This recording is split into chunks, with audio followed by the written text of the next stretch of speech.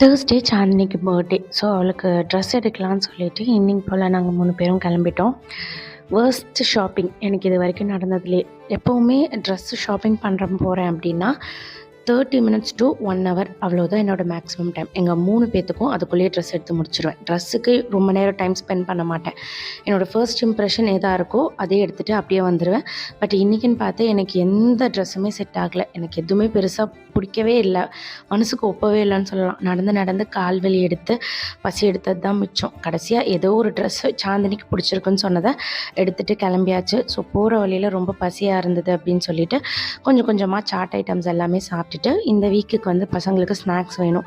So பர்த்டேக்கு சாக்லேட்ஸும் வேணும். அது எல்லாத்தையுமே வாங்கிட்டு நைட்டு டின்னர் வெளியில் தான் 9:30 மணிக்கு மேலே ஆகிடுச்சு. ஸோ வீட்டுக்கு போய் சத்தியமாக குக் பண்ண முடியாது. ஸோ டின்னர் சாப்பிட ஒரு வெஜ் ரெஸ்டாரண்ட் கிளம்பிட்டோம். அங்கே போனாலும் டேபிளுக்கு வெயிட் பண்ணிகிட்ருக்கிற மாதிரி இருந்தது. ஒரு 15 மினிட்ஸ்க்கு அப்புறம் ஒரு டேபிள் கிடச்சிருச்சு. சிம்பிளாக வந்து கீ ரோஸ்ட், அது கூடவே பன்னீர் ஃப்ரைட் ரைஸ் ஆர்டர் பண்ணி சாப்பிட்டுட்டு வீட்டுக்கு கிளம்பியாச்சு. ரொம்ப டயர்டாக இருந்தது.